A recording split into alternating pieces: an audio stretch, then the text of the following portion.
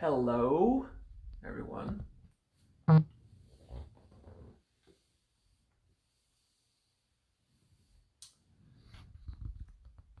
do this like that and get ready to be honest with ourselves.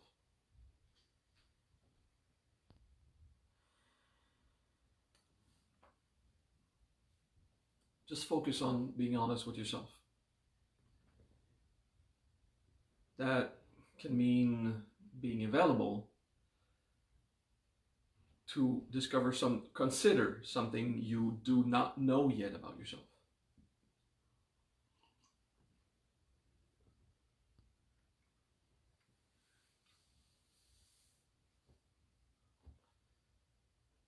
It's important to understand ignorance.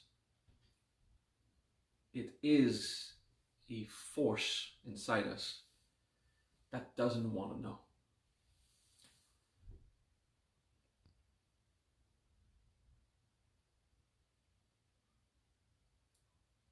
One of the difficulties we have with identifying our ego patterns and feeling the emotion simply as it is ignorance. Throughout the emotional integration course, we will come over ignorance many times.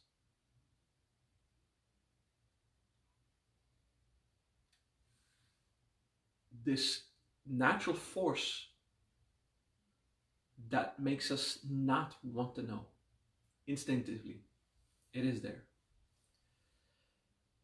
So when I prepared a class, I started a class with, let's take a moment to be honest with ourselves. Okay. There's many reasons for that, one of which is a technical reason. I want to give time for the live people to have a minute or two to log in slowly. But for whoever will watch the video in the future, that the class can immediately start. Therefore, good compromise. But we do have to cultivate that attitude of being honest with ourselves.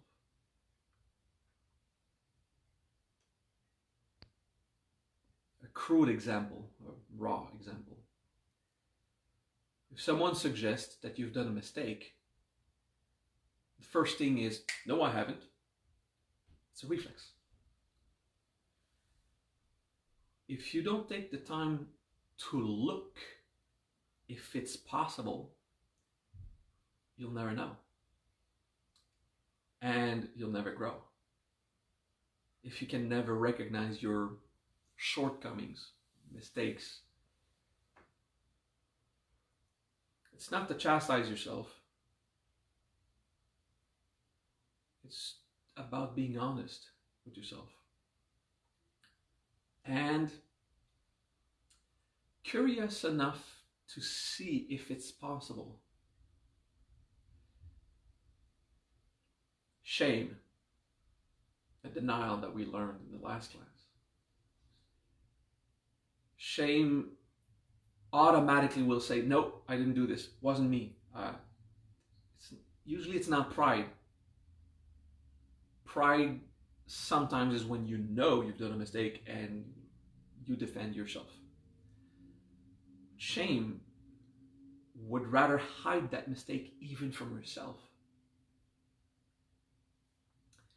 So it is a reflex of just, no, didn't do a mistake. What are you talking about? Now, imagine the possibility that it's not a mistake that you judge, but let's say a behavior that supports your own suffering or cause suffering to others, and no one is there to even point it out to you. If no one is there to say, hey, you've just done that, how are you even going to find it if you don't ask yourself that question? Not in a judgmental way to yourself, Have I done wrong? Am I a bad person again? Rather, in a positive way, in a constructive way. What can I find out about myself to get better? We have a reflex of shame when a mistake is pointed out about us. Sometimes what the other says is accurate, and sometimes it is not. Sometimes the other really is full of shit. But you won't know unless you check. So imagine if no one is there to point it out, how easy it is for us to not even consider the possibility. Our shame of possibly doing something wrong or inadequate is a strong enough force to make us not even consider the possibility. When we are serious in personal growth, being honest with ourselves, everyone believes they are honest with themselves. Everyone. Because everything that is something we lie to ourselves or hide to ourselves, we don't even take a look at it. We don't even have the reflex to consider possibilities. So a good practice of personal growth is to cultivate that humility and also that curiosity. Not to chastise yourself and find yet another bug. Not to negatively describe yourself as a piece of shit again. Not that attitude. A constructive attitude for the knowledge of the joy that comes through the process of personal growth. To be positively motivated if I find something else to cultivate in a virtuous way. I will feel better and others will feel better. And knowing that I can make others feel better will come back again as a valorizing feeling for myself. So use this hope, the virtue of hope. Use this blessing, knowing that it is satisfying to do one virtuous action.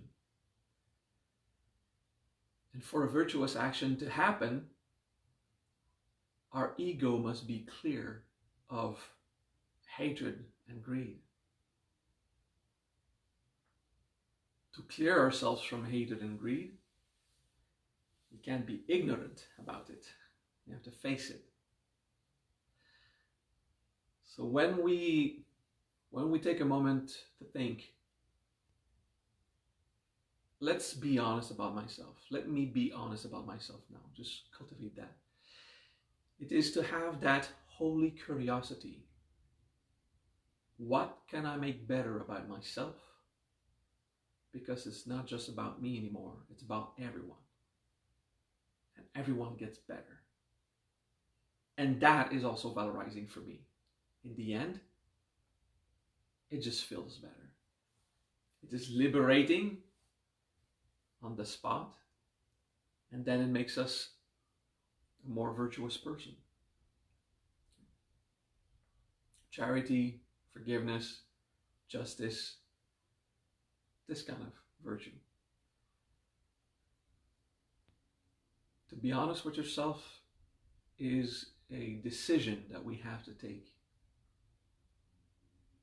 I will see something new and I will grow from that. If someone is there to point it out, it's easy. You can deny it or you can accept it. But if no one is there to mention it to you, how are you going to find your own little kinks, your own things to resolve?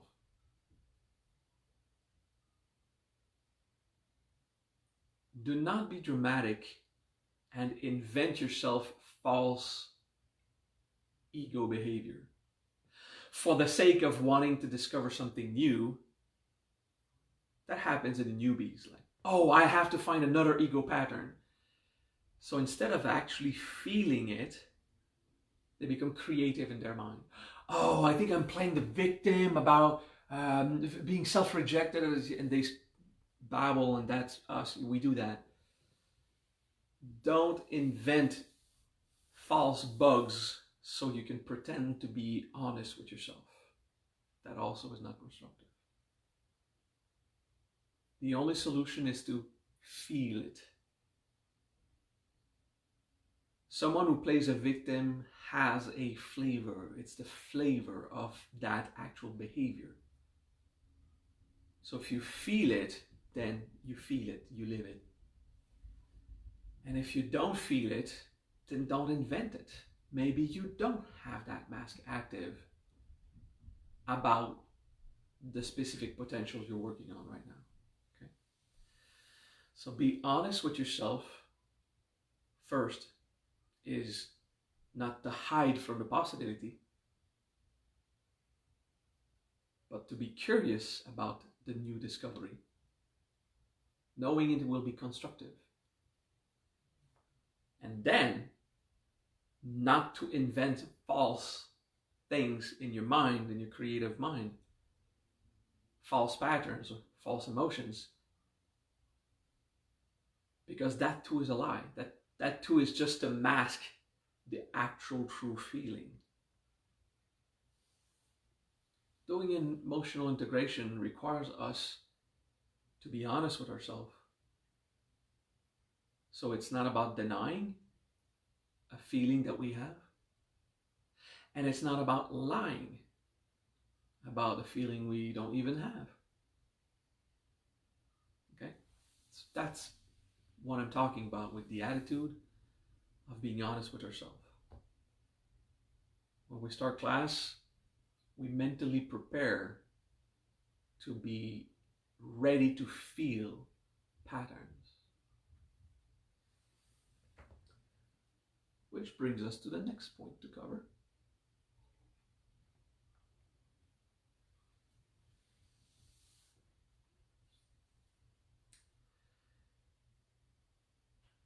If you hit your foot or your knee on furniture,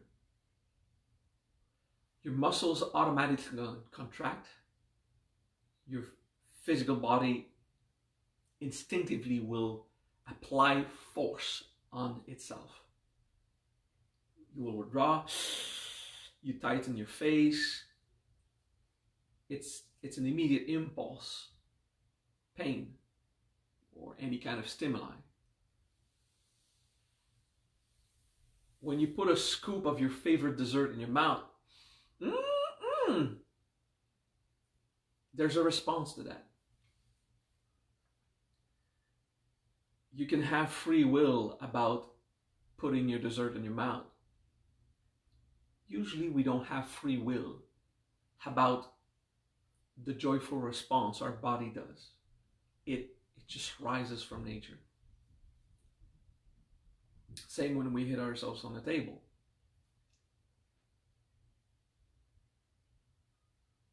If someone calls us an idiot, or if someone insults us in a more creative way, in the mental plane, a natural contraction of mental muscles will happen. It will naturally happen, like the physical. It's not something we choose. The defensive system will happen. To understand how emotional potentials behave, we have to consider this, how mentally we react to the information, how physically we react to physical force or sensory perception. It makes waves inside us that causes the response. Okay. Emotions are the same. They are waves that respond to stimuli. So our potentials are the same. To understand what is a potential of emotion, is to consider it's already there, and it will rise the moment it is stimulated. And then the battle happens if we deny it.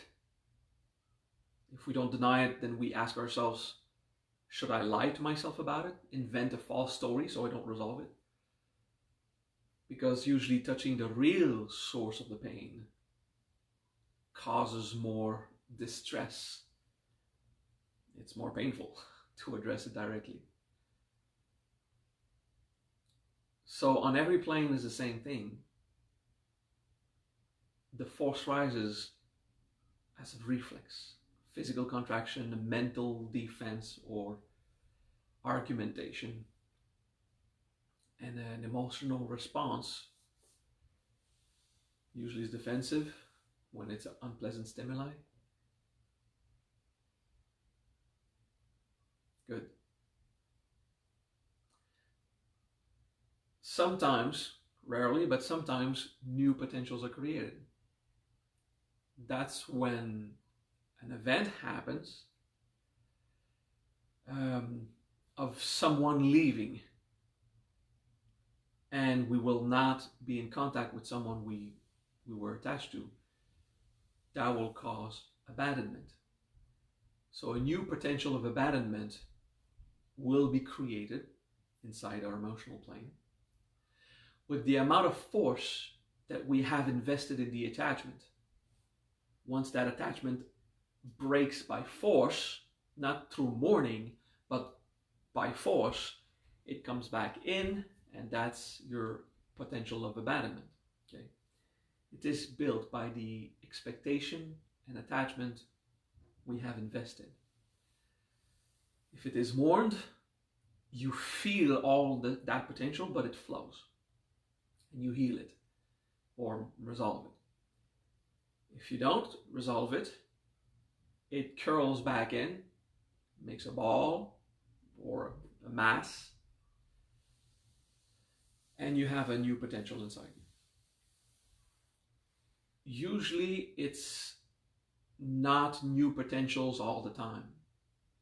Often they are past potentials that were just reprojected. I'll give you an example. There was a heartbreak. It was not resolved. So the next relationship you seek, you don't build an attachment to the new person. You take the past attachment and you project it. And that's a relationship built on the fear to lose again. Because the first time is not even resolved. Okay, that's an example.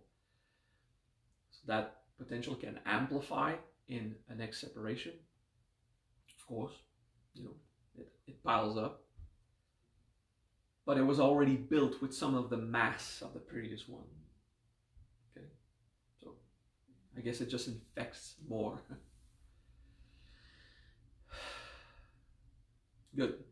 So that was the mechanical part of the class, to understand, a bit more of the emotional blocks and chains that we carry inside and the chains we project and bind outside.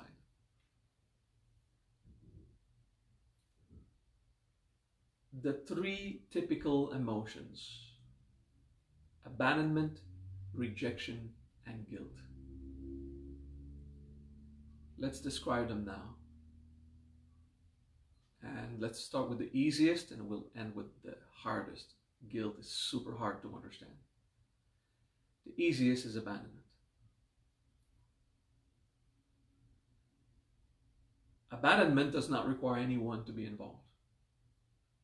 You can be just by yourself, and any part of you that wants to be with anyone would generate abandonment. If you want to be with someone specific, your expectations, your attachments, your desire to that specific person will try to reach out, will not resolve in being with that person, and it goes back in, and it is felt. Whatever you try to project outside, oh, I want to be with that person, and that person's not there to catch your chain, it's back in and you're alone. Okay. So abandonment is always the absence of something.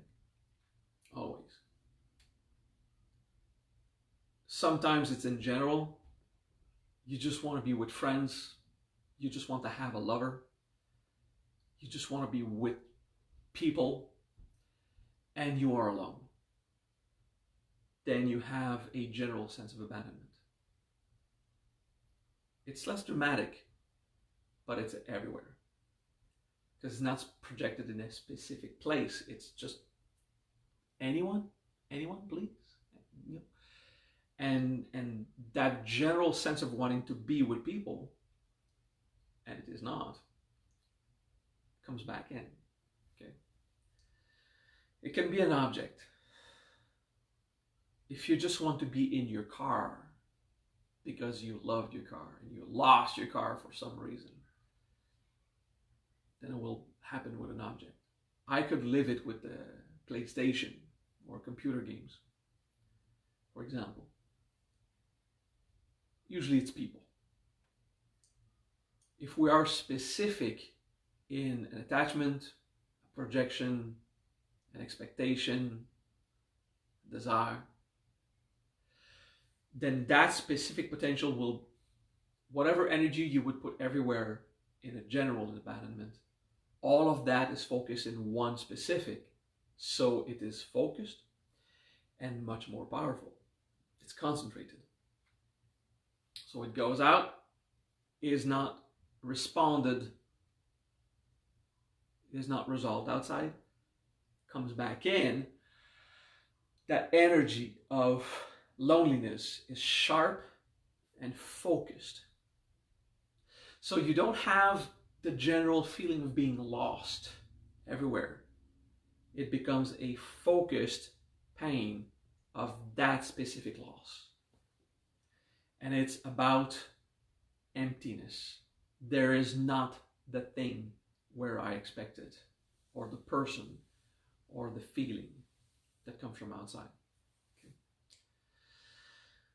So that's abandonment.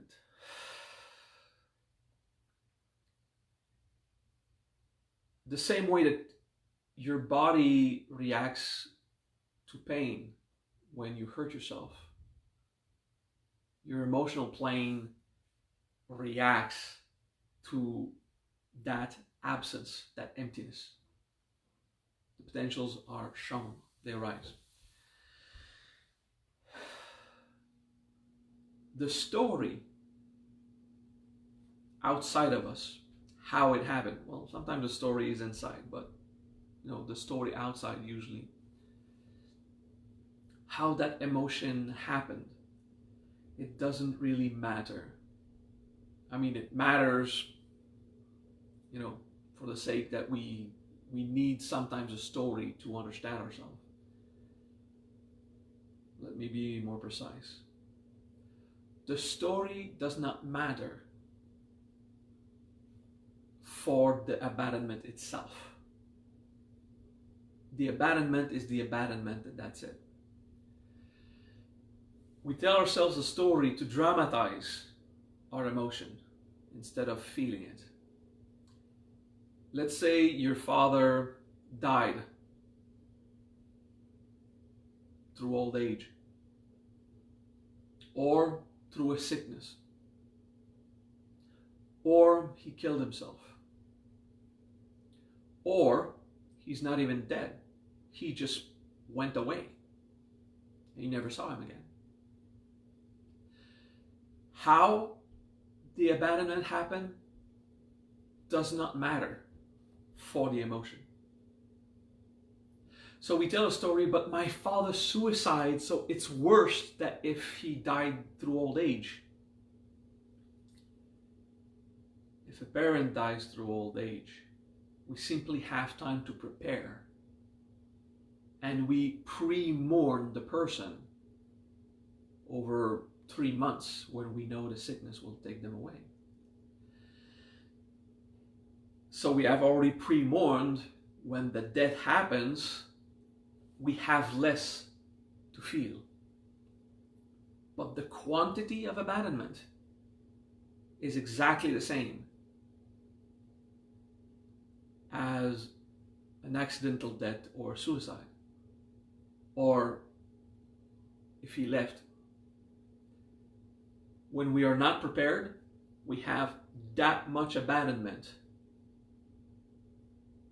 in function of how strongly we were attached, and we have to go through it. If we are prepared, we have the same quantity of abandonment, but we process it already over a longer period of time. We're pre-mourning. It's just mourning because we know it's going to happen. The amount of attachment, expectations, desire we have towards a person, when that person goes away, that's the amount that comes back inside in the form of abandonment, in function of the emptiness of what we're trying to have outside, and it's not there. So for the amount of integration to do, and for the wisdom that will be gained, the story does not matter. We tell ourselves a story. Well, it's wise to remember the story, of course, for the facts. But we usually tell ourselves the story to say how much worse it was, to play the victim and attract attention about it. Like, my father killed himself. How dramatic is that? It's more dramatic than if he just leaves for another wife, another woman. Even less dramatic is he died of his sickness, but we expected it. Even less dramatic, he passed of old age, it happens. And we're at peace because we know it's not going to happen. It's always going to happen. So the more abrupt was the separation, or the happening of the empty space, the more we will dramatize about it. But it is exactly the same quantity of abandonment. There was something there, someone, and now it's empty. And whatever I've invested in that relationship will come back in pain. The solution is not to let go of relationships. The solution is not to isolate or to separate yourself from anyone in case one day it hurts. No, that's not the solution. The solution is to enjoy every relationship you have. And when they are over, go and suffer the amount of energy you put there. Go and dare feel the loneliness. You have to gather the courage to embrace the amount of emptiness that it leaves inside for the amount of force you've projected outside. It is acceptable. It's what nature does. It is a good thing. Enjoy your relationships. Fall in love. But learn to fall out of love as intensely. You know, when you fall in love, how intense you would be invested? Have the same attitude when you fall out of love. Live the morning. It's not a detachment like, oh, okay, I let go and fuck that. You can't just pretend to push it away. It's too late. If you have invested into that chain, then you have invested into the block inside. It's too late. Live the terrible loneliness when it's time to live it. Embrace that abandonment. Make peace with the fact that this is life. Rejoice of everything you can project outside. Dare live it the way nature intended it. And once it's over, lose it with as much passion. Instead of holding on to a dream that is gone, be as passionate in living the abandonment, in destroying the chain, than how passionate you were when you built it. And within a few moments, you will be at peace again. There will be turbulence. It will be irritating for a shorter time. Dare detach as much as you should dare attach. It's okay. Just don't hold on. If it's gone, it's gone. Okay? So that's the secret about abandonment. There was something there, someone, and it's gone. It can be the job you like. It can be your favorite bicycle, or your PlayStation or Xbox or whatever console you use. It can be a house you loved. It can be anything. That's my recommendation.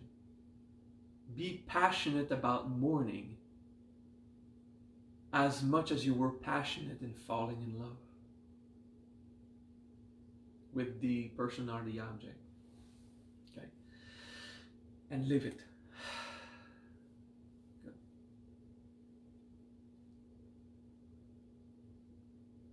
Take a deep breath and relax into that.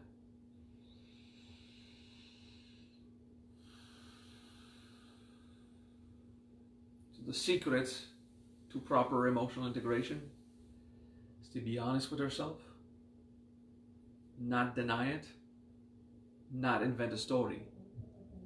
For that, you have to go in and feel. What does that really feel like? It's a flavor. You know, you will taste it.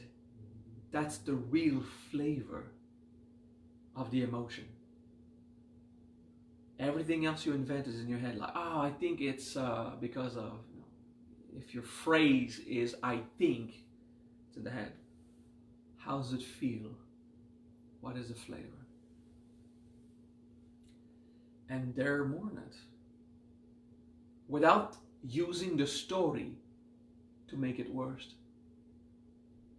Without using the drama of how it happened to slow down your process, because no, it's so dramatic, I did not expect it. Of course you didn't expect it.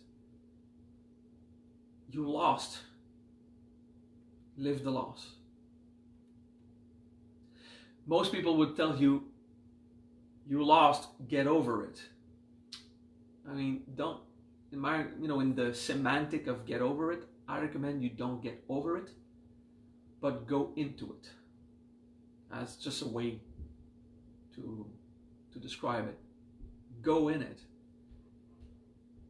And then the expression get over it, will happen in the sense that you'll resolve it. Okay? That's about abandonment. Let's move on to rejection.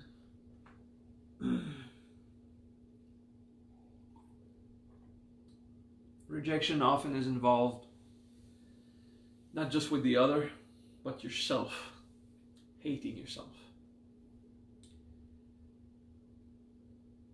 When someone is there and then they go away, it's abandonment.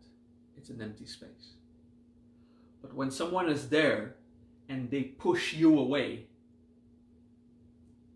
Could be physically, but usually it's through a story, words. Then it will be rejection. In the case of the choice of a lover or a heartbreak, the abandonment is the emptiness of that space in your heart or around you. But the argument used, like, you're such an asshole, I can't tolerate you anymore, yada yada yada. Okay?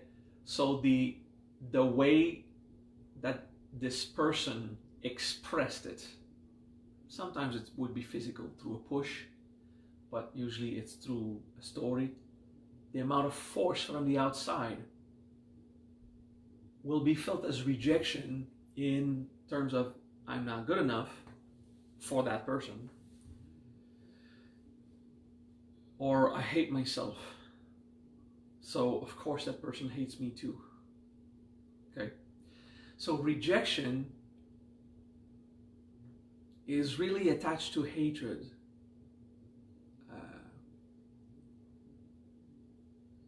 Rejection, I mean, every emotion is linked to all the poisons, okay? Don't worry about it. Rejection is necessarily a judgment. I'm not good enough. I've done something wrong. It could be accompanied by shame and regret. If you have a very good esteem of yourself, when someone says, I hate you, you fucking bitch, whatever, you idiot, I can't stand you anymore, so I'm gone. If you have a very good esteem of yourself in general, you might actually be curious about it. You could just be constructive. Okay, that person is gone. That's the abandonment of it. What they expressed about me, well, let's find out. Let's be curious. What can I grow of that comment?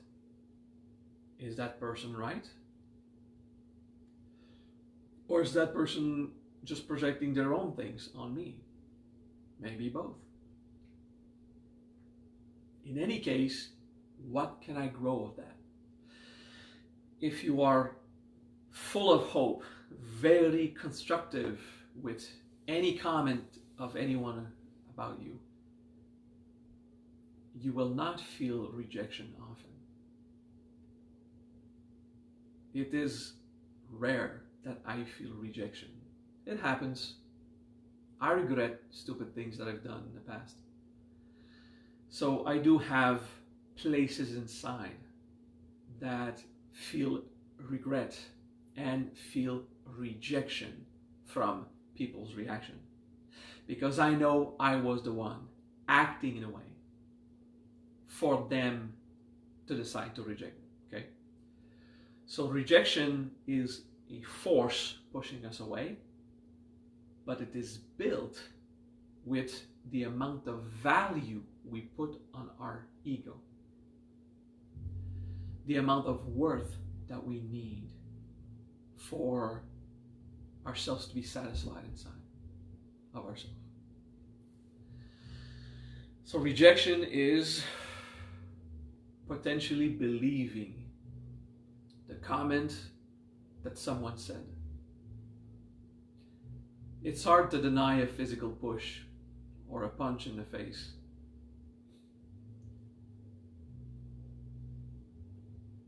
We feel rejection in function of how much we believe the force that was applied to us to push us away.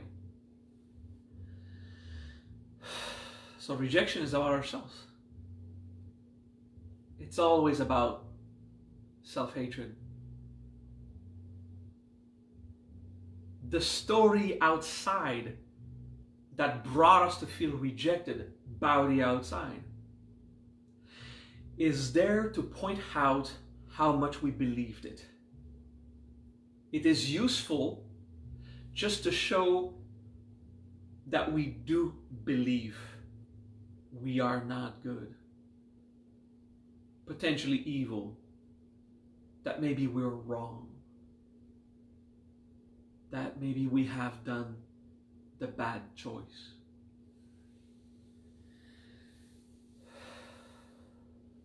So rejection, we can have it only by ourselves. Usually there's a story outside that brings it, of course. But we could generate it just through our own imagination. Because rejection is based on how much we hate or love ourselves or accept ourselves or forgive ourselves. And on this point, it's very useful to remember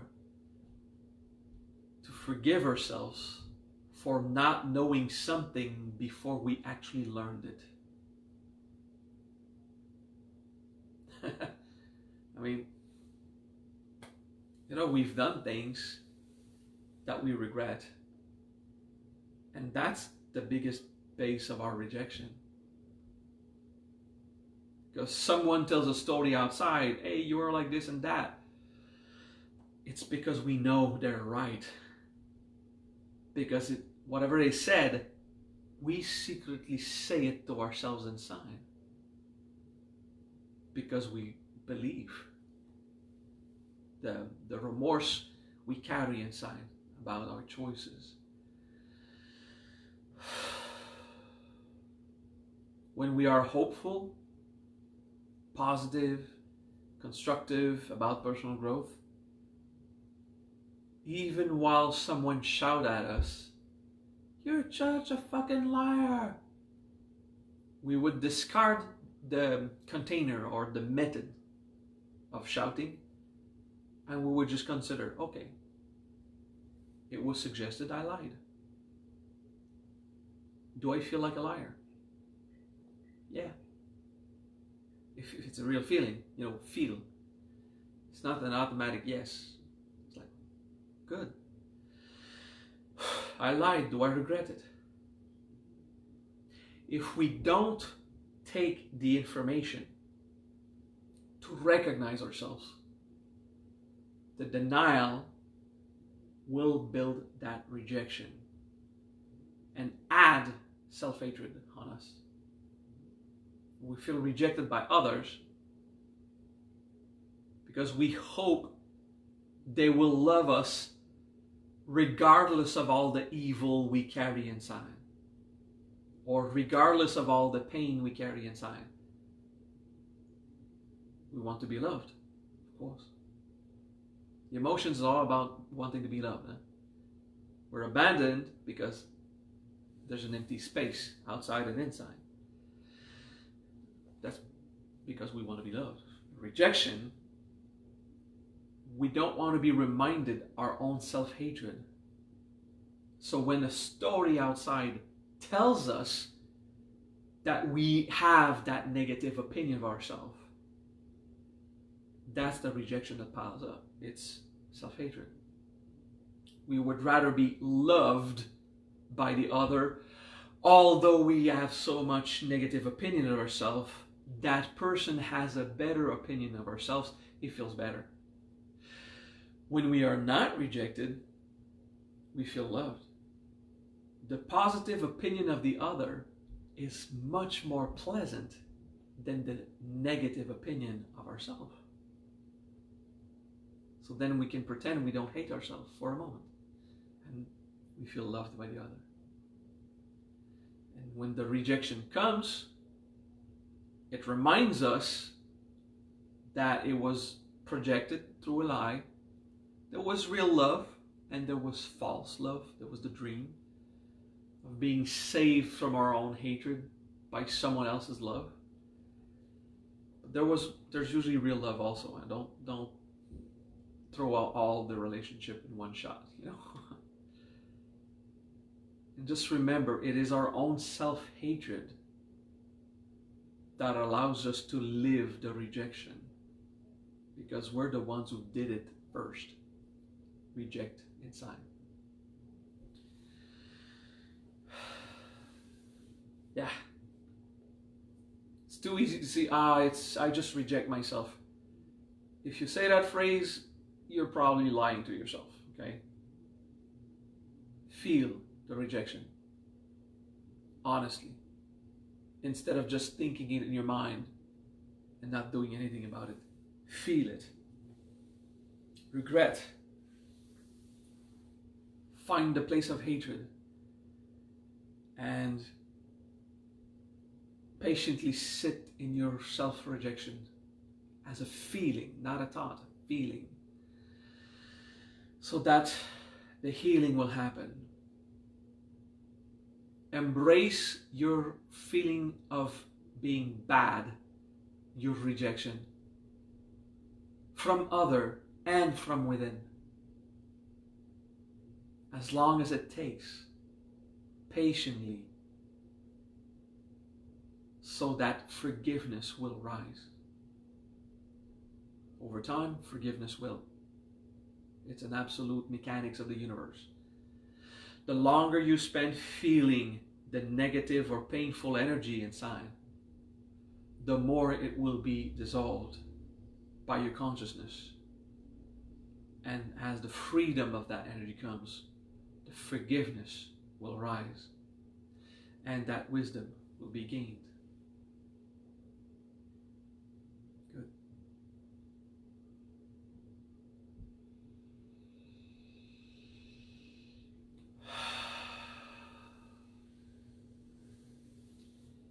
Let's go on the third emotion, the most complicated one, guilt.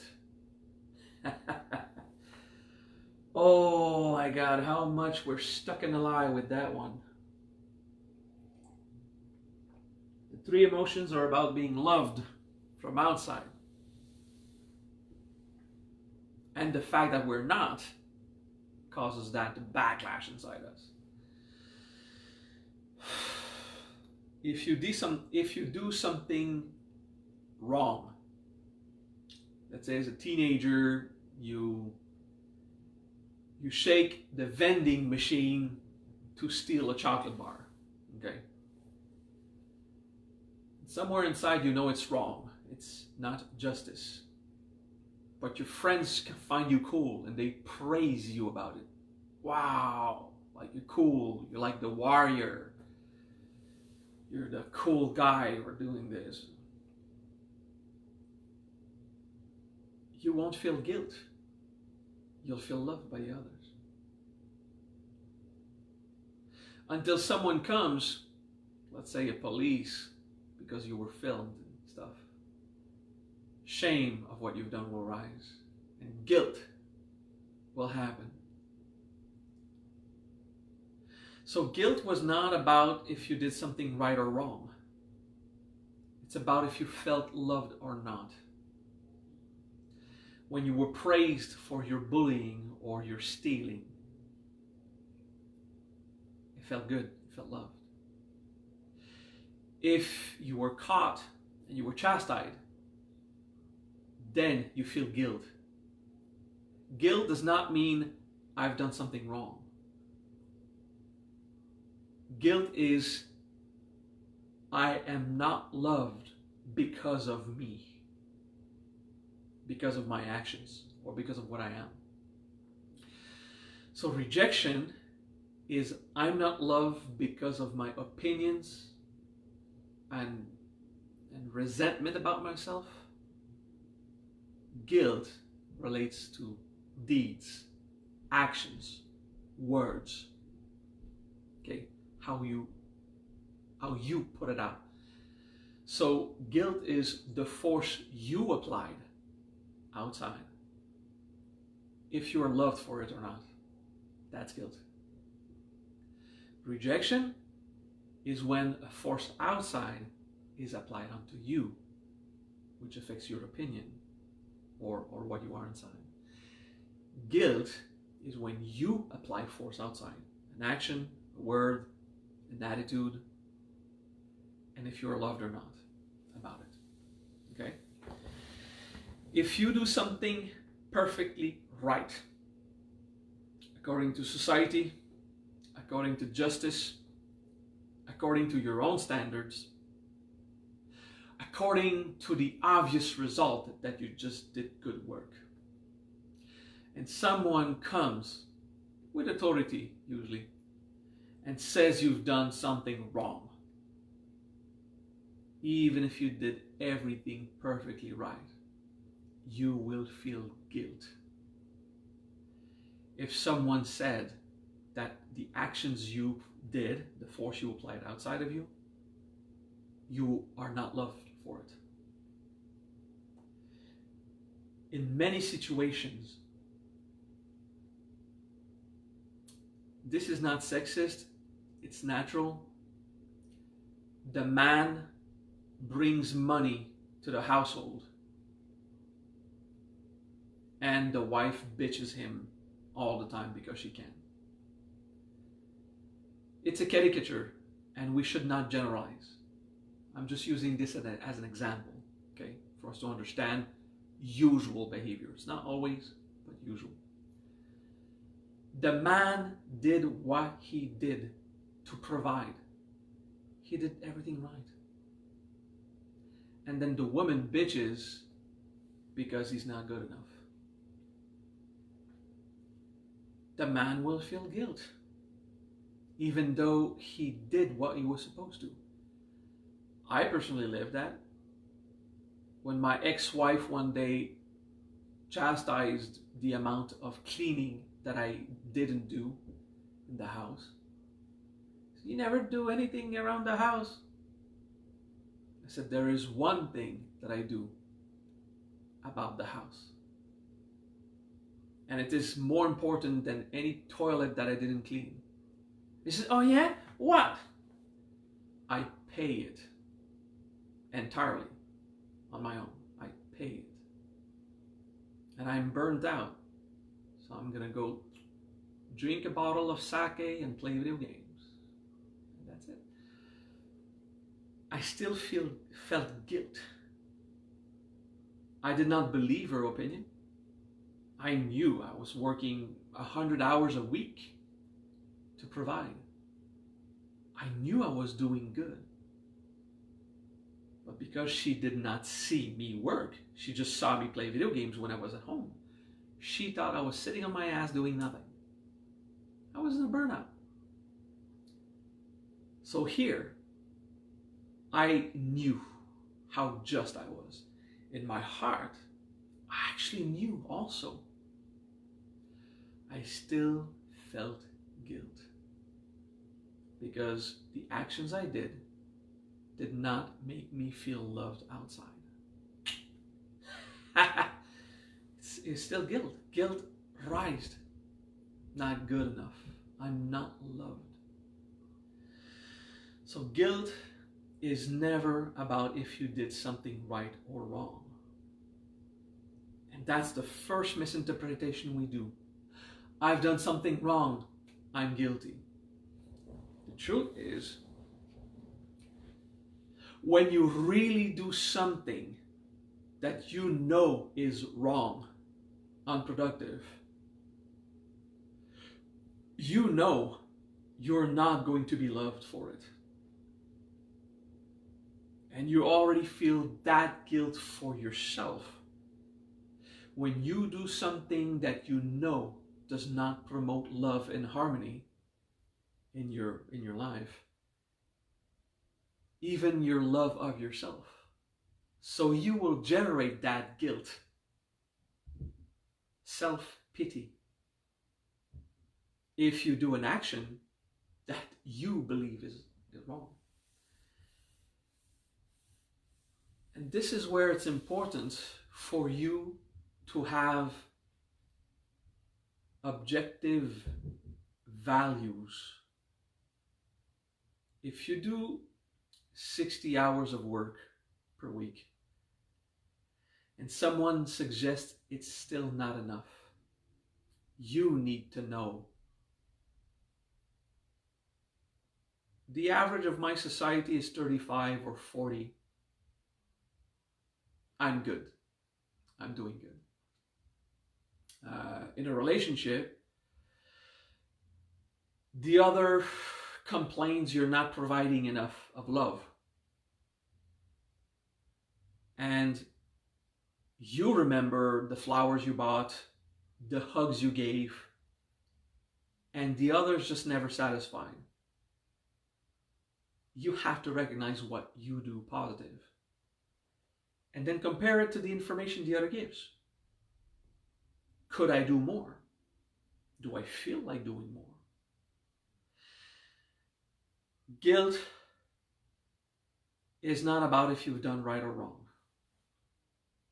It's about if you feel loved or not regarding your actions, your investments, your involvement. So when you do something and then you feel guilt immediately, it is you who feels it was not self-love to do that. I don't love myself for doing a specific thing. Maybe the problem was in your own mind. Maybe it was right. But your negativity with yourself is so strong that you tell yourself you're not good enough. You're going to have to work on that. When you do something right and someone suggests you're wrong, take the time to feel it. Very often, we won't feel guilt just because, hey, I did everything right, therefore, oh shit, I have nothing to reproach myself. That is in your mind because you know you did not do anything wrong. How does it feel? If someone suggests you were wrong, even if you did right, the potential of guilt is, I do not feel loved because of my actions, even if they were right. So instead of telling in your mind, I don't have to feel guilty, they are the ones who did wrong. Don't shield yourself with a story. You tell yourself, how does it feel? If it feels like guilt, it feels like guilt. Even if you did everything right. If it is guilt that rises, feel that. And understand, guilt is when I don't feel loved about the forces I applied outside, about my actions and my words.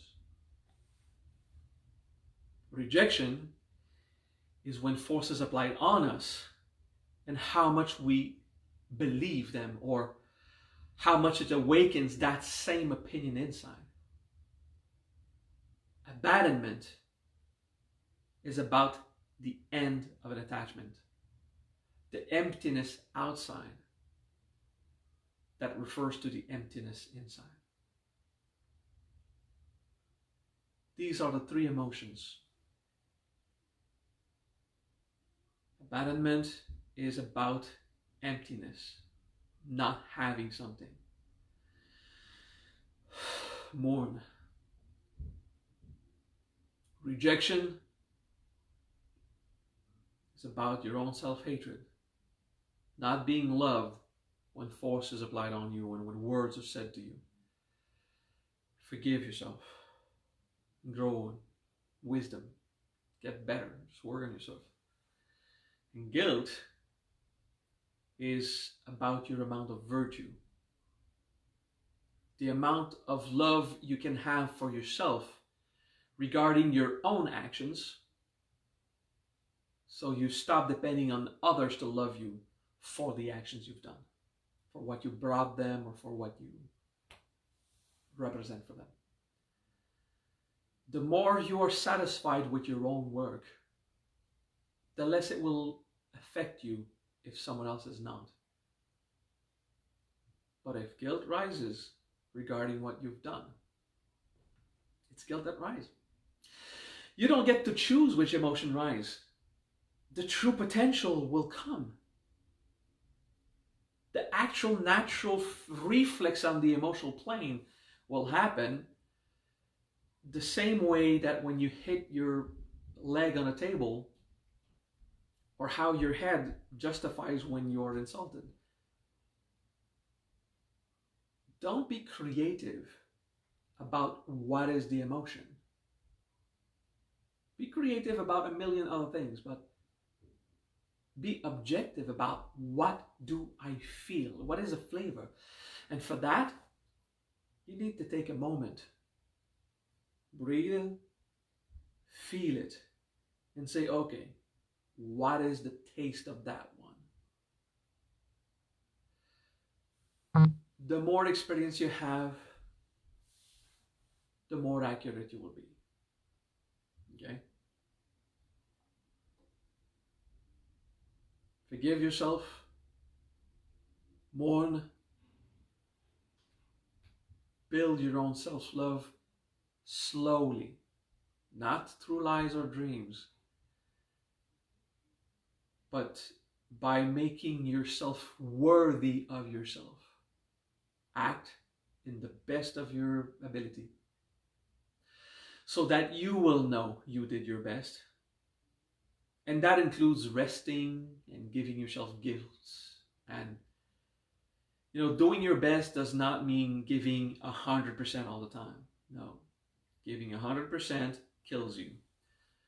In general, give your 60, 70% on everything. Oh, you've never heard that. This is my motivational speech to love yourself. Give your 70%. If you give your 100% all the time, you'll get sick.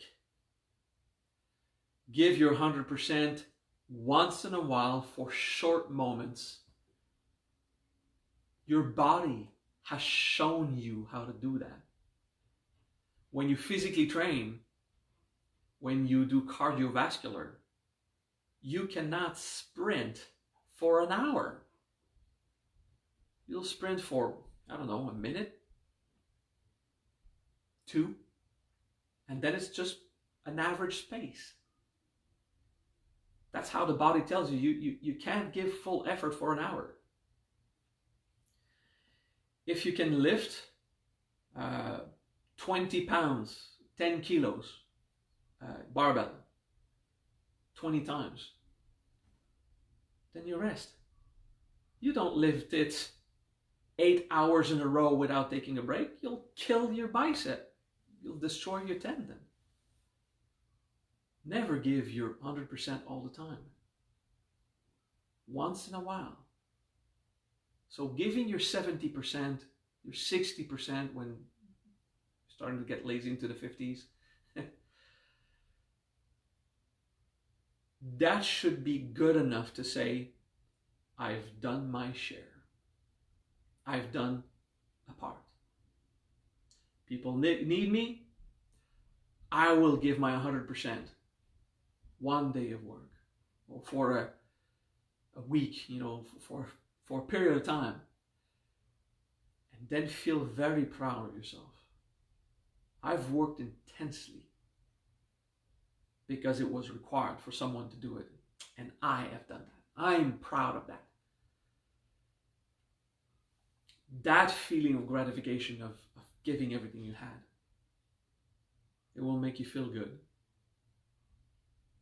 But if you keep going, you'll feel guilt for not loving you. You'll get sick and you'll say, shit, I put myself in a burnout again, which I've done like 5 times. I never counted, but more than one was like, don't I even ever learn?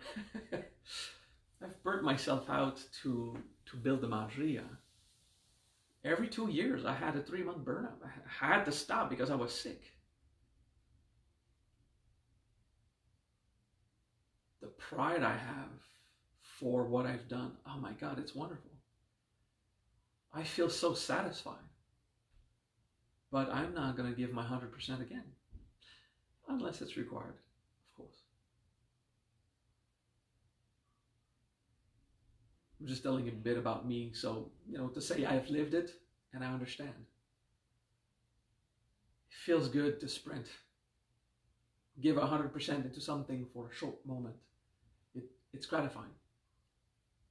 Because you know that you've done that for yourself and for others. You know you've done it. And it's healthy to sprint once in a while. The body tells us that. If you learn to sprint once in a while, you'll grow healthier. And if you sprint always, you'll die or you'll get sick. Right? So about guilt, remember to raise your own image of yourself through good actions. So then when you're judged by the others, there's still guilt there. It is acceptable to feel guilt.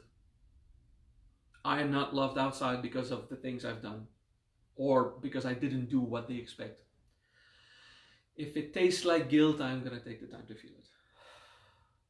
And I'll remember my own love of myself, which we can call self-worth, for lack of better words. It's a good thing. All right, that was the class on the 3 emotions. It's pretty educative. It's an in-depth understanding of the mechanics of it.